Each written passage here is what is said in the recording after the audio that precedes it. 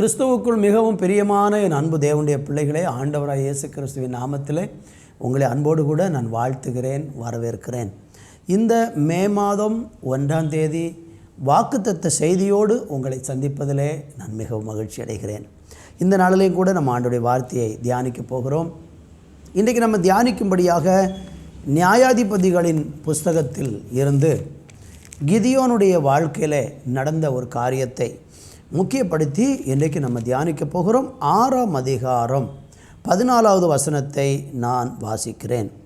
அப்பொழுது கர்த்தர் அவனை நோக்கி பார்த்து, உனக்கு இருக்கிற இந்த பலத்தோடு போ, நீ இஸ்ரவேலை மீதியானியரின் கைக்கு நீங்களாக்கி ரட்சிப்பாய், உன்னை அனுப்புகிறவர் நான் அல்லவா என்றார். அன்பு தேவ பிள்ளைகளே, வாசித்து இந்த வசனத்தை கவனித்து பாருங்கள். கிதியோனை குறித்து ஆண்டவர் சொல்லுகிற ஒரு காரியம், கிதியோனோடு கர்த்தர் பேசக்கூடிய ஒரு சந்தர்ப்பத்தை பார்க்கிறோம். ஆண்டவர் என்ன சொல்லுகிறார்? உனக்கு இருக்கிற இந்த பலத்தோடு போ என்று சொல்லி கிதியோனை கர்த்தர் ஒரு மகிமையான பணியை நிறைவேற்றுவதற்கு தேவன் அனுப்புகிறதை பார்க்கிறோம். கிதியோனுடைய வாழ்க்கையை குறித்து நீங்கள் பார்த்தீங்கன்னா, அவர் மிகவும் ஒரு பயந்த சுபாவமுடைய மனுஷனாக காணப்பட்டார். அன்றைக்கி இஸ்ரவேலில் தேவனுக்கு விரோதமாக ஜனங்கள் பாவம் செய்த போது ஆண்டவர் மீதியானியருடைய கையில் 7 வருஷம் இஸ்ரவேல் ஜனங்களை கர்த்தர் ஒப்படைத்தார். அப்படி 7 வருஷ காலம் மீதியானியருடைய கையில் அகப்பட்டு மிகுந்த நெருக்கம் அனுபவித்து கொண்டிருக்கிற இஸ்ரவேல் ஜனங்கள் மத்தியில் பலவிதமான இழப்புகளும் பலவிதமான நஷ்டங்களும் பலவிதமான தோல்விகளும் அவர்கள் வாழ்க்கையில் இருந்தது. எல்லாற்றையும் இழந்து போய் நிற்கிறார்கள். 2வது வசனத்தில் நீங்கள் படித்து பார்த்தீங்கன்னா, அவர்களுடைய மீதியானியருடைய கை பலப்பட்டதுனால அவங்க என்ன செய்வாங்கன்னா, வந்து அவங்க விதைத்திருக்கிற விதைகளையும் தானியங்களை எல்லாம் மீதியானியர்களும் அமலோக்கியர்களும் வந்து எல்லாவற்றையும் அப்படியே அள்ளி கொண்டு போய்விடுவார்கள். அதனால் அவங்களுக்கு நல்ல கஷ்டப்பட்டு உழைச்சி சம்பாதிச்சு தனக்கென்று சேர்ப்பாங்க. ஆனால் மீதியானியர்களும் அமலேக்கியர்களும் வந்து எல்லாவற்றையும் வாரிக்கொண்டு போயிடுவாங்க. இப்படி பயங்கரமான நஷ்டம் ஒரு பக்கம். இன்னொரு பக்கம் நீங்கள் பார்த்தீங்கன்னா, அவங்க வந்து பயப்பட்டதுனால எல்லாரும் இந்த மீதியானியர்கள் வருவார்கள் என்று சொன்ன உடனேயே பயந்து போய் எல்லாரும் மலையில் போய் கெபிகளில் ஒளிஞ்சு கிடக்கிறாங்க. இப்படிப்பட்ட ஒரு பயம் நிறைந்த ஒரு வாழ்க்கை வாழ்ந்து கொண்டு, நான் எப்படி என் வாழ்க்கையில் எனக்கு ஜெயம் கிடைக்கும், நான் எப்படி எல்லாவற்றையும் மேற்கொள்ள போகிறேன்னு சொல்லி மிகவும் சோர்வான ஒரு சூழ்நிலையில் இந்த கிதியோனுங்கிற மனுஷன் மாத்திரம் என்ன செய்கிறார்னா, தனக்கு இருந்ததான தானியங்களை காப்பாற்ற வேண்டும், மீதியானியருடைய கையில் இருந்து காப்பாற்ற வேண்டும் என்று விரும்பி என்ன செய்கிறார் என்றால், 11வது வசனத்தில் படித்தீங்கன்னா, அதற்கு பின்பு கர்த்தருடைய தூதனானவர் வந்து அபியேசியரியனான யோவாசின் ஊராகிய ஒப்ராவில் இருக்கும் ஒரு கர்வாலி மரத்தின் கீழே உட்கார்ந்தார். அப்பொழுது அவனுடைய குமாரன் கிதியோன் கோதுமையை மீதியானியின் கைக்கு தப்பு வைக்கிறதுக்காக ஆளுக்கு சமம் அதை போரடித்தான். அவனுக்கு இருக்கிற விளைச்சலை இந்த மீதியானிகள் வந்து அள்ளி கொண்டு போகிறதுக்கு முன்பதாக எப்படியாகிலும் நமக்குள்ளதை நம்ம காப்பாற்றி கொள்வோம் அப்படின்னு சொல்லி இவன் வேகமாக தனக்கு இருந்த கோதுமைகளை எல்லாம் போரடித்து அதை வீட்டில் கொண்டு போய் சேர்த்துடணும்னு சொல்லி துரிதமாக இன்னொரு காரியத்தில் பயந்து போன ஒரு சூழ்நிலையில் அவன் இங்கே வேலை பார்த்து கொண்டிருக்கிறான். அவனுக்கு இந்த மீதியானியர்களை ஏற்று நிற்கிறதுக்கோ போராடுறதுக்கோ ஒன்றும் அவனுக்கு பலம் கிடையாது, தைரியமும் இல்லை. மிகவும் சோர்ந்து போன ஒரு மனுஷன். அவன் சொல்லக்கூடிய வார்த்தைகளை நீங்கள் கவனித்து பார்த்தீங்கன்னா, அவன் கர்த்தரை நோக்கி சொல்கிறானா, எதனாலே நான் ரட்சிப்பேன்? 15வது வசனம். அதற்கு அவன், என் ஆண்டவரே, நான் இஸ்ரவேலை எதனாலே ரட்சிப்பேன்? இதோ மனசையில் என் குடும்பம் மிகவும் எளியது, என் தகப்பன் வீட்டில் நான் எல்லாரிலும் சிறியவன் என்றான். பார்த்தீங்களா, மிகவும் ஒரு சோர்ந்து பயந்து, அல்லது எந்த திறமையும் இல்லை, என்னை கொண்டு ஒன்றுமே செய்ய முடியாது என்று சொல்லி மிகவும் பயந்து போன ஒரு சூழ்நிலையில் இருந்த ஒரு மனுஷனை பார்த்து தான் கர்த்தர் சொல்கிறாரு, நீ இஸ்ரவேலை மீதியானுடைய கைக்கு ரட்சிப்ப. அவனை பார்த்து ஆண்டவர் சொன்ன ஒரு வார்த்தை என்னவென்றால், உனக்கு இருக்கிற இந்த பலத்தோட போ அப்படிங்கிறார். அநேக நேரங்களில் நம்முடைய வாழ்க்கையிலையும் நமக்கு நிறைய பலன் இருந்து, நிறைய பணம் இருந்து, நிறைய ஞானம் இருந்து, அறிவு இருந்து, ஆற்றல் இருந்தால் மாத்திரம்தான் நம்ம எல்லா காரியத்தையும் செய்ய முடியும் என்று நம்ம எண்ணிக்கொண்டு இருக்கலாம். ஆனால் அது உண்மை கிடையாது. நமக்கு இருக்கிற கொஞ்சம் பலன், ஒருவேளை ஒரு சின்ன பலன், ஒருவேளை உங்கள்கிட்ட ஒரு சிறிய அளவு தான் உங்களுக்கு ஒரு தைரியம், அல்லது உங்களால் எதுவுமே முடியாது, ஆனால் என்னால் ஒரு சின்ன பலத்தோடு தான் இருந்துக்கிட்டு இருக்கிறேன், வாழ்ந்து கொண்டு இருக்கிறதே ஆண்டுடைய கிருபைன்னு சொல்லி ஒரு சிறிய பலத்தில் நீங்கள் வாழ்ந்து கொண்டு இருக்கிறீங்கன்னா, உண்மையாக நான் சொல்கிறேன், நீங்கள் கர்த்தரை உங்கள் வாழ்க்கையில் ஏற்றுக்கொண்டு பாருங்கள். நீங்கள் தேவனை உறுதியாய் பற்றிக்கொள்ள தீர்மானம் எடுத்து பாருங்கள். நீங்கள் கர்த்தருக்கு பயப்பட உங்கள் வாழ்க்கையை ஒப்பு கொடுத்து பாருங்கள். உங்களுக்கு இருக்கிற கொஞ்சம் பலத்தை கொண்டு கர்த்தர் உங்கள் வாழ்க்கையில் பெரிய காரியத்தை செய்வார் என்று வேதம் நமக்கு சொல்லுகிறது. நீங்கள் 1 சாமுவேலின் புஸ்தகத்தில் 14ஆம் அதிகாரம் 6வது வசனத்தை நம்ம வாசித்து பார்க்கும்போது அங்கே கர்த்தராகிய தேவன் சொல்லக்கூடிய ஒரு அருமையான வார்த்தையை நான் உங்களுக்கு வாசிக்க விரும்புகிறேன். 1 சாமுவேலின் புஸ்தகம் 14ஆம் அதிகாரம் 6வது வசனம் இப்படியாக நமக்கு வேதத்தில் குறிப்பிட்டிருக்கிறது. நான் வாசிக்கிறேன், கவனியுங்கள். யோனாதான் அந்த ஆயுததாரியாக வாலிபனை நோக்கி, விருத்தச்சேதனம் இல்லாதவர்களுடைய அந்த தானியத்திற்கு போவார்.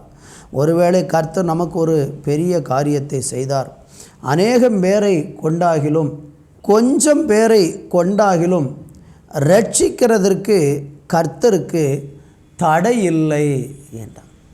பாருங்கள், யோனாதான் சொல்கிறாரு, ஆயுதாரியை பார்த்து நம்ம போவோம், ஒருவேளை கர்த்தர் நமக்கு ஒரு காரியம் செய்வார், அநேகம் பேரை கொண்டாகிலும் கொஞ்சம் பேரை கொண்டாகிலும் ரட்சிக்கிறதுக்கு தேவனுக்கு தடை. யோனாதான் நல்ல ஆண்டவரை பற்றி புரிஞ்சு வச்சுருந்தார்.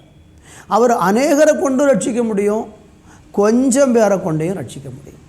உங்களுக்கு இருக்கிற கொஞ்சம் பலத்தை கொண்டும் கர்த்தர் உங்களை பயன்படுத்த முடியும், உங்களுக்கு இருக்கிற அநேக பலத்தை கொண்டையும் பயன்படுத்த முடியும். உங்கள்கிட்ட இருக்கிறதை கொண்டு பயன்படுத்த முடியும், உங்கள்கிட்ட இல்லாததை கொண்டும் பயன்படுத்த முடியும். ஒருவேளை நீங்கள் சொல்லலாம், என்கிட்ட ஒன்றுமே இல்லையா, எனக்கு மேன்மை அடையிறதுக்கு எனக்கு வழியும் தெரியலை, நான் எந்த விதத்திலும் தகுதி உள்ளவனே கிடையாது, எனக்கு ஞானம் இல்லை, அறிவு இல்லை, புத்தி இல்லை, திராணி இல்லை, பலன் இல்லை, எப்படிலாம் நீங்கள் ஏகப்பட்ட விஷயங்கள் வரிசையாக சொல்லிகிட்டே போகலாம். என்கிட்ட உங்கள் இல்லாமையை குறித்து நீங்கள் நிறைய சொல்லிக்கிட்டே போகிறீங்க.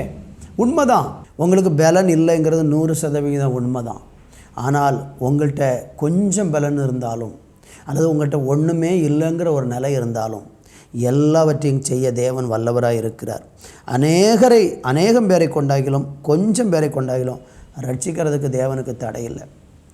இன்றைக்கி உங்கள் வாழ்க்கையில் எல்லாமே இழந்துட்டேன், இனி நான் என்ன செய்ய போகிறேன், இந்த மே மாதத்தில் என் வாழ்க்கையில் நிறைய தேவைகள் இருக்கிறது, குடும்பத்தின் தேவைகள், பிள்ளைகளின் தேவைகள், எதிர்காலங்கள், பிள்ளைகளுடைய திருமண காரியம், வேலையின் நிமித்தம், வீடு கட்டுகிற வேலையில் அல்லது வியாபாரத்தில், தொழிலில், உங்கள் தனிப்பட்ட வாழ்க்கையில் கூட இந்த மாதத்தை நான் எப்படி கடந்து போக போகிறேன், எனக்கு பலனே இல்லைப்பா, கொஞ்சம் பலம் கூட இல்லை அப்படி சொல்லி இருக்கிறீங்களா? ஆண்டவர் சொல்கிறார், உங்களுக்கு இந்த மாதத்தில் வாக்குத்தத்தமாக கொஞ்சம் பேரை கொண்டாகிலும் அதிகம் பேரை கொண்டாகிலும் ரட்சிக்கிறதுக்கு தேவனுக்கு தடை இல்லை. ஆண்டவர் உங்கள் வாழ்க்கையில் இந்த மாதத்தில் நீங்கள் எதிர்பார்த்ததை விட அதிகமாக அந்த கொஞ்சம் பலத்தை கொண்டு உனக்கு இருக்கிற பலத்தோடு நீ போன்னு சொன்னது போல் உங்கள் வாழ்க்கையில் தேவன் செய்ய போதுமானவராக இருக்கிறார். இன்னும் நம்ம படிக்கும்போது கிதியோனை குறித்து 1-2 காரியங்கள் கூட சொல்ல விரும்புகிறேன். கிதியோன் இப்படியாக தேவனுடைய வார்த்தையை கேட்டார். அவர் சொல்கிறாரு, உனக்கு இருக்கிற பலத்தோடு நீ போ அப்படி சொல்லி கர்த்தர் அவனை சொல்லி அனுப்பின உடனே அவன் தன்னுடைய வாழ்க்கையில் தேவனுக்கு முன்பாக தன்னை முழுவதுமாக தாழ்த்துகிறதை நம்ம அங்கே பார்க்க முடிகிறது. ஆனால் ஆண்டவர் அந்த கிதியோனை கொண்டு எப்படி பெரிய ரட்சிப்பு கட்டளையிட்டார்னு 7ஆம் அதிகாரத்தில் நீங்கள் படிக்க முடியும். 7ஆம் அதிகாரம் 3-4 வசனங்களை நான் வாசிக்கிறேன். ஆகையால் பயமும் திகிலும் உள்ளவன் எவனோ அவன் திரும்பி கிளையாத் மலையிலிருந்து விரைவாய் ஓடிப்போக கடவன் என்று நீ ஜனங்களை செவிகேட்க பிரசித்தப்படுத்து என்றார். அப்பொழுது ஜனத்தில் 21,000 பேர் திரும்பி போய்விட்டார்கள், 10,000 பேர் மீதியாய் இருந்தார்கள். கர்த்தர் கிதியோனை நோக்கி, ஜனங்கள் இன்னும் அதிகம், அவர்கள் தண்ணீர் அண்டைக்கு இறங்கி போக பண்ணு, அங்கே அவர்களை பரீட்சித்து காட்டுவேன், உன்னோடு கூட வரலாம் என்று நான் யாரை குறிக்கிறேனோ அவன் உன்னோடு கூட வரக்கடவன், உன்னோடு கூட வரலாகாது என்று நான் யாரை குறிக்கிறேனோ அவன் உன்னோடு வராதிருக்க கடவன் என்று சொன்ன. இங்கே நீங்கள் பார்த்தீங்கன்னா யுத்தத்துக்கு போகிறாங்க. கிதியோன் வந்து அன்றைக்கி மீதியானியர்களுக்கு விரோதமாக யுத்தத்துக்கு புறப்படுறாரு. அப்போ அவர் கூட வந்து மொத்தம் 32,000 பேர் திடீரென்று புறப்பட்டு யுத்தத்துக்கு புறப்படுறாங்க.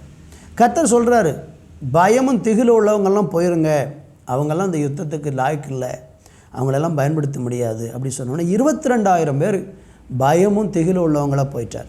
மீதி அவனிடத்துல 10,000 பேர் தான் இருந்தாங்க. ஆண்டவர் சொன்னார், அதுவும் அதிகமாக தான் இருக்குது, நான் இதுலேயும் ஆட்களை குறைக்க விரும்புகிறேன். அவரோட கடைசியில் ஆண்டவர் குறைச்சி ஒரு பரீட்சையை வைக்கிறார், ஒரு சோதனையை வைக்கிறார். அப்படி பரீட்சையை வைக்கும்போது வெறும் 300 பேர் மாத்திரம்தான் அதில் பாஸ் ஆனாங்க. உடனே கிதியோனுக்கு ஆண்டவர் சொல்கிறார், இந்த 300 பேரை கொண்டு தான் நான் ரட்சிப்பை கட்டளையிட போகிறேன் அப்படின்னு சொல்கிறார்.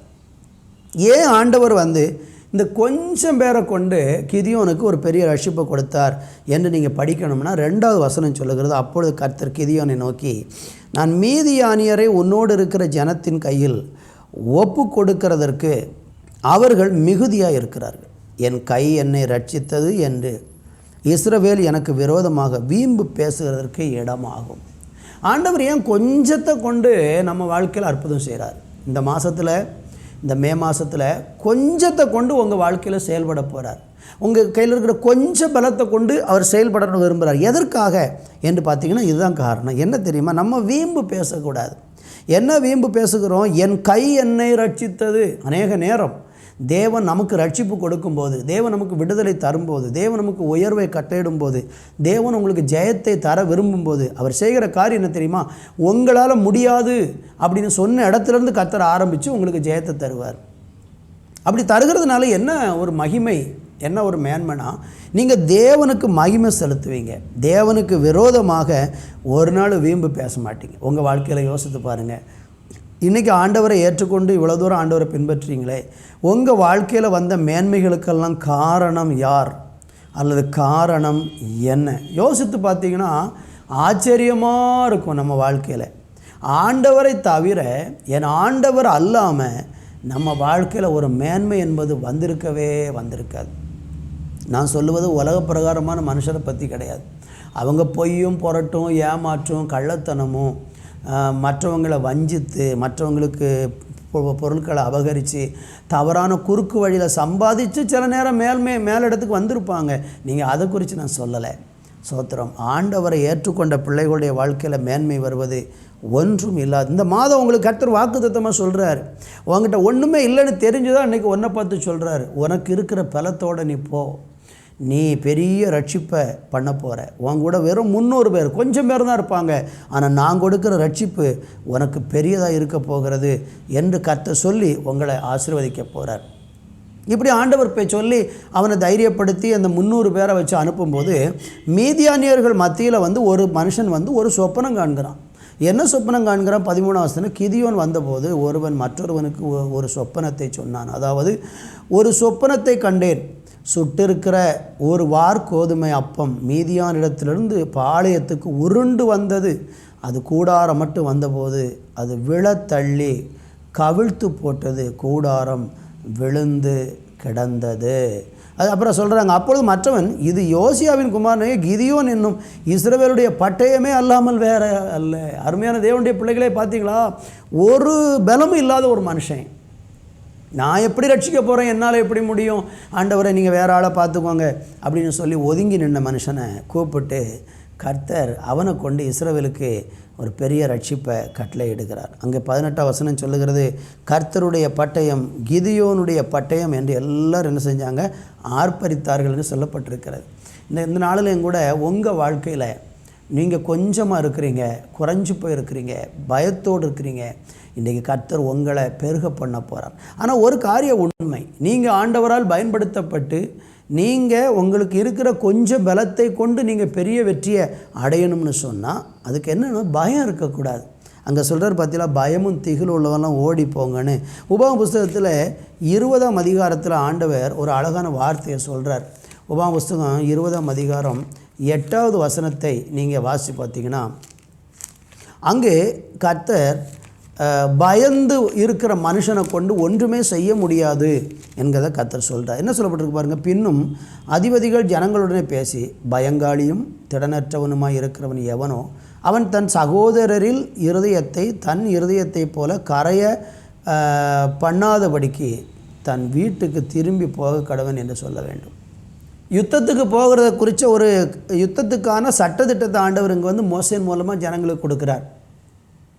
யாரெல்லாம் யுத்தத்துக்கு போகலாம், யுத்தம் பண்ணுறவங்களுடைய தகுதி என்ன? ஒன்று, அவன் பயங்காளியாக இருக்கக்கூடாது, திடனற்றவனாக இருக்கக்கூடாது. அப்படி இருந்தால் என்ன செய்வானா, தன் சகோதரனையும் திடனற்றவனாக மாற்றிடுவான். அதனால தான் அன்னைக்கு ஆண்டவர் சொன்ன உடனே 22,000 பேர் பயங்காளிகளாக இருந்தாங்க, ஓடிட்டாங்க. ஆனால் 300 பேர் மாத்திரம் ரொம்ப தைரியமாக தனக்கு கொடுக்கப்பட்ட பணியில் ரொம்ப ஜாக்கிரதை உள்ளவங்களாக அவங்க எழும்பி நின்று அன்றைக்கு அந்த 300 பேர் தன்னுடைய கையால் தண்ணீரை அள்ளி குடித்தவங்க, நக்கி கொண்டவர்கள் 300 பேர் என்று சொல்லப்பட்டிருக்கிறது. அவர்களால் ஒரு பெரிய வெற்றியை ஆண்டவர் இஸ்ரவேல் ஜனங்கள் கொடுத்தது போல, என் அன்பு சகோதர சகோதரிகளே, இந்த மே மாதம் உங்கள் வாழ்க்கையில் ஆண்டவர் அப்படியாக மேன்மையான காரியத்தை செஞ்சு உங்களை ஆசீர்வதிக்க போகிறார். கர்த்தருக்கு மகிமை உண்டாவதாக. இன்னும் நீங்கள் படித்து பார்த்தீங்கன்னா, கோலியாத்தை தாவீது சந்திக்கிற சந்தர்ப்பம் நமக்கு 1 சாமுவேல் புஸ்தகம் 17ஆம் அதிகாரத்தில் 40-47 படிக்க முடியும். கோலியாத் என்ன செய்கிறான்? 40 வசனத்தை படித்து பாருங்கள். அவன் கையில் ஒரு 5 கூழாங்கற்களை எடுக்கிறான். அந்த கூழாங்கல்லை எடுத்து அதை கொண்டு அந்த கோலியாத்துக்கு எதிராக அவன் புறப்பட்டு போகிறான். ஆனால் அதில் ஒரே ஒரு கல் மாத்திரம்தான் அவனுக்கு உபயோகப்பட்டது. மீதி கற்கள் எதுவுமே அவனுக்கு உபயோகப்படலை. அந்த ஒரு கல்லுனாலேயே ஆண்டவர் கோலியாத்தை விழப்பண்ணினார் தாவீதை கொண்டு. காரணம் என்ன தெரியுமா? அந்த கூழாங்கல்லை கொண்டு கர்த்தர் அவனுக்கு வெற்றியை கொடுக்கறதுக்கு காரணம் என்னென்னா, அவன் முற்றிலுமாக தேவனை சார்ந்திருந்தான். அதில் 47ஆவது வசனத்தில் 1 சாமுவேலில் நீங்கள் படித்து பார்த்தீங்கன்னா, அங்கே இப்படியாக சொல்லப்பட்டிருக்கிறது, கர்த்தர் பட்டயத்தினாலும் ஈட்டினாலும் ரட்சிக்கிறவர் அல்ல என்று இந்த ஜனக்கூட்டம் எல்லாம் அறிந்து கொள்ளும். யுத்தம் கர்த்தருடையது, அவர் உங்களை எங்கள் கையில் ஒப்பு கொடுப்பார். பாருங்கள், அவன் கையில் ஒரு சின்ன கூழாங்கல் தான் வச்சுருந்தான். அந்த சின்ன கூழாங்கல்லால் தேவன் அவனுக்கு பெரிய வெற்றியை கொடுத்தார். காரணம் என்ன தெரியுமா? அவன் இந்த கல்லெல்லாம் நம்பி இருக்கலை. இந்த கல்லை வச்சு தான் எனக்கு ரட்சிப்பு கொடுக்க போகிறாரா அப்படின்னு நினைக்கல. ஆனால் அவங்க அப்படி இல்லை, பெலிஸ்தியர்கள் அப்படி இல்லை. அவங்க பட்டயத்தை நம்பியிருந்தாங்க, அவங்க ரொம்ப கோலியாத்தை நம்பியிருந்தாங்க. இவனால் நம்ம தேசத்துக்கு பெரிய ரட்சிப்பு உண்டாகும்னு நம்பியிருந்தாங்க. ஆனால் அது அவங்களுக்கு பலிக்கலை. அவங்க பலத்தை நம்பினதுனால அவங்களுக்கு அது பலிக்கலை.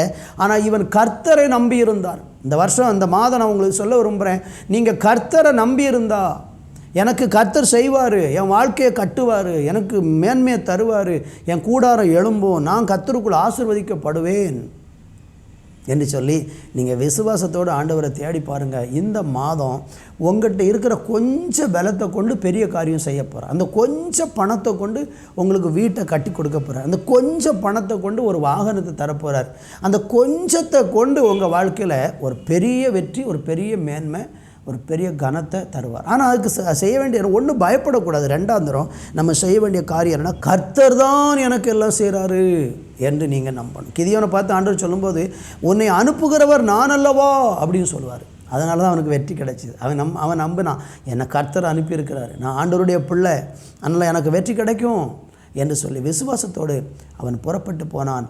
ஒரு பெரிய வெற்றியை கண்டான். ஆமென். தாவீது கோலியாத்தை பட்டயத்தினால் ரட்சிக்கிறவர் அல்ல, அவர் கர்த்தர் யுத்தம் பண்ணுகிறவர் என்று சொல்லி அவன் கர்த்தரை நம்பி புறப்பட்டான். பெரிய வெற்றியை கண்டான். கர்த்தருக்கு மகிமை. 1 சாமுவேல் புத்தகத்தில் 14ஆம் அதிகாரம் 6வது வசனத்தை படிக்கும்போது ஆண்டவர் அழகான ஒரு வார்த்தையை சொல்கிறார். அதை ஏற்கனவே வாசித்த ஒரு வசனம்தான். என்னென்னா, கொஞ்சம் பேரை கொண்டாகிலும் அதிகம் பேரை கொண்டாகிலும் ரட்சிப்பதற்கு தேவனுக்கு தடை இல்லை என்று சொல்லி, நீங்கள் 2 ராஜாக்களின் புஸ்தகம் 19ஆம் அதிகாரம் 35வது வசனம். அன்று ராத்திரியில் சம்பவித்தது என்னவென்றால், கர்த்தருடைய தூதன் புறப்பட்டு அசீரியரின் பாளையத்தில் 185,000 பேரை சங்கரித்தான். அதிகாலமே எழுந்திருக்கும் போது இதோ அவர்கள் எல்லாரும் செத்த பிரேதங்களாய் கிடந்தார்கள்.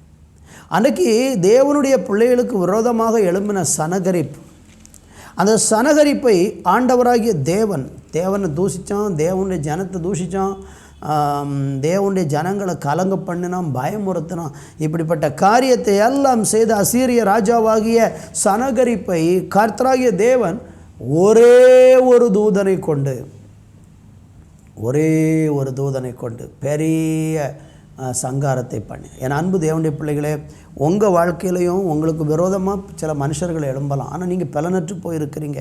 நீங்கள் அந்த அதிகாரத்தில் 19 அதிகாரத்தில் நீங்கள் படித்து பார்த்தீங்கன்னா, எசேக்கியா அவன் சொன்ன காரியத்தையெல்லாம் பார்த்து சனகரிப் சொன்ன வார்த்தையெல்லாம் கேட்டுட்டு அவன் எழுதி அனுப்பின நிருபத்தெல்லாம் கொண்டு போய் கர்த்தருடைய ஆலயத்தில் வச்சு ஜெபம் பண்ணி, ஆண்டவரே எங்களுக்கு ஒரு பலனுமே இல்லைப்பா, நீங்கள் தான் எங்களுக்கு உதவி செய்யணும்னு சொல்லி அவன் தேவனை நோக்கி அழுது ஜெபிக்கிறான். அந்த ஜெபத்துக்கு பதிலாக ஆண்டவர் ஏசாயா தீர்க்கதரிசியின் மூலமாக அவனுக்கு வார்த்தையை கொடுத்து தைரியப்படுத்தி, நீ கலங்காத, நான் பெரிய யுத்தத்தில் பெரிய வெற்றியை தருவேன், சேனைகளின் கர்த்தருடைய வைராக்கியம் இதை செய்யும்னு சொல்லி அவர் தைரியப்படுத்தினார்.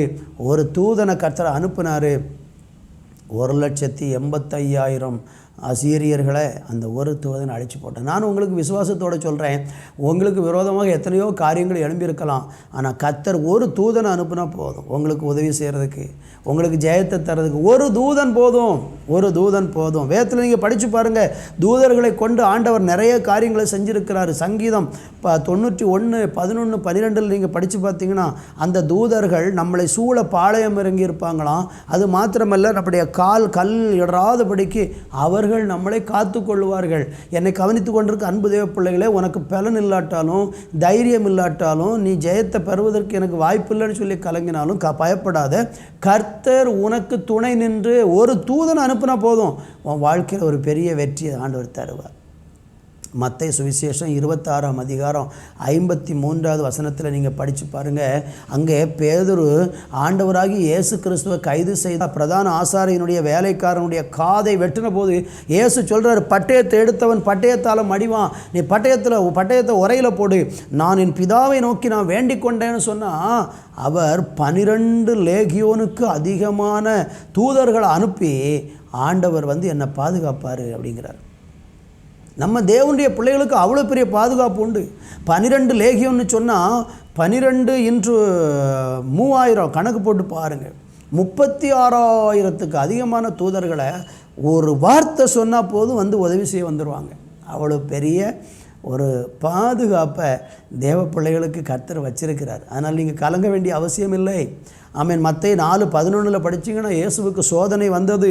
அந்த சோதனை நேரத்தில் தூதர்கள் ஆண்டவராகி இயேசு கிறிஸ்துவுக்கு உதவி செஞ்சாங்க. மத்தேயு 4:11 பணிவிடை செய்தார்கள். உங்களுக்கு உதவி செய்கிறதுக்கு, பணிவிடை செய்வதற்கு, உங்கள் பலவீனத்தில் உங்களை தாங்கிறதுக்கு, உங்களை தைரியப்படுத்துறதுக்கு, நீங்கள் பலம் குறைஞ்சு போன சமயத்தில் உங்களை தூக்கி நிறுத்துறதற்கு கர்த்தருக்கு ஸ்தோத்திரம், ஆண்டவர் தம்முடைய தூதர்களை அனுப்புவார். 1 ராஜாக்கள் 18ஆம் அதிகாரம் 19ஆம் அதிகாரம் எல்லாம் படித்து பாருங்கள். அங்கே எலியா தீர்க்கதரிசிக்கு தேவன் சோர்ந்து போன நேரத்தில் தூதனை அனுப்பி ஆகாரம் கொடுத்து தைரியப்படுத்தி, நீ போக வேண்டிய தூரம் வெகு தூரம், எழும்பு, சாப்பிட்டு புசித்து நடந்து போன்னு சொல்லி கர்த்தர் அவனை எழுப்பி விட்டது போல் இன்றைக்கி சோர்ந்து போன நேரத்தில் உங்களை தூக்கிவிட இயேசு வல்லவராக இருக்கிறார். 2 நாளாவது புஸ்தகம் 14ஆம் அதிகாரம் 11வது வசனத்தை நான் வாசிக்கிறேன், கவனமாக கேளுங்கள். ஆசா தன் தேவனாகிய கர்த்தரை நோக்கி கூப்பிட்டு, கர்த்தாவே, பலமுள்ளவனுக்காகிலும் பலனற்றவனுக்காகிலும் உதவி செய்கிறது